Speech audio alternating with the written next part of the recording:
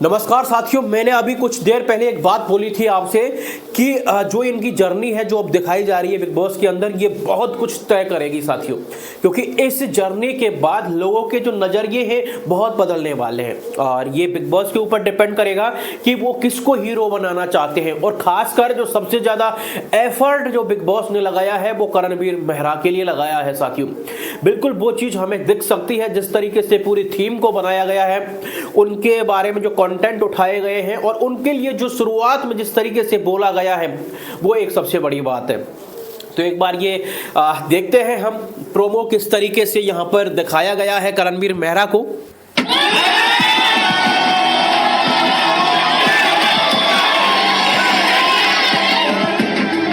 करण जी big boss, आपका और इस घर के कोनों का एक अलग रिश्ता है। हमने आपको आपका वो डर सामने रखते देखा जो आपको अरसों से सता रहा है।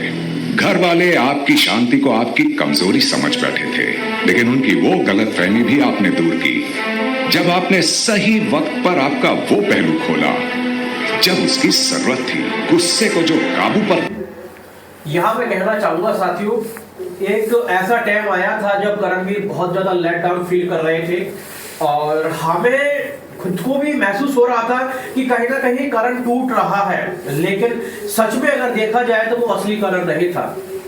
असली करण तो अब निकल के आया है, जिस तरीके से उनका रूप निकल के आया है वो बंदा ऐसा है कि कभी सामने वाले उचित नहीं देगा। वो अपने आप में इतना कॉन्फिडेंशियल है, बिल्कुल है, इसमें कोई डिनाई हम नहीं कर सकते साथियों। वाकई में करणवीर जिस तरीके से देखा जाए तो बहुत मजबूत खिलाड़ी है और बीच में जब लेट डाउन फील हुआ था तो घर वालों को भी गलत फहमियां हुई थी, लेकिन गलत फहमियां लास्ट में जाकर दूर भी की थी साथियों, क्योंकि करण की वजह से करणवीर मेहरा शो बना था। क्योंकि करणवीर जब अपनी आता है ना तो वाकई में देखने लायक नजारा होता है साथियों। और सबसे बड़ी बात यह है कि बिग बॉस ने अब करणवीर के लिए 4 चांद लगा दिए हैं। वोटिंग ओपन हो चुकी है साथियों। वोटिंग आप दमदार तरीके से करें, वोटिंग करना बिल्कुल ना ऊपर पाता है वही महारथी कहलाता है।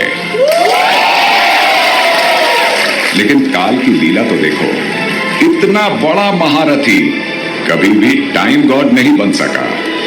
असूलों पर जहां जाए टकराना जरूरी है। बंदा जिंदा हो तो जिंदा नजर आना जरूरी है। जिंदा हो तो जिंदा हो। करणवीर जी सर। अभी की तरह भविष्य में भी कई खतरों के साथ खेलना पड़ेगा आपको। जीत पाएंगे ये शो? बिल्कुल जीतता हुआ।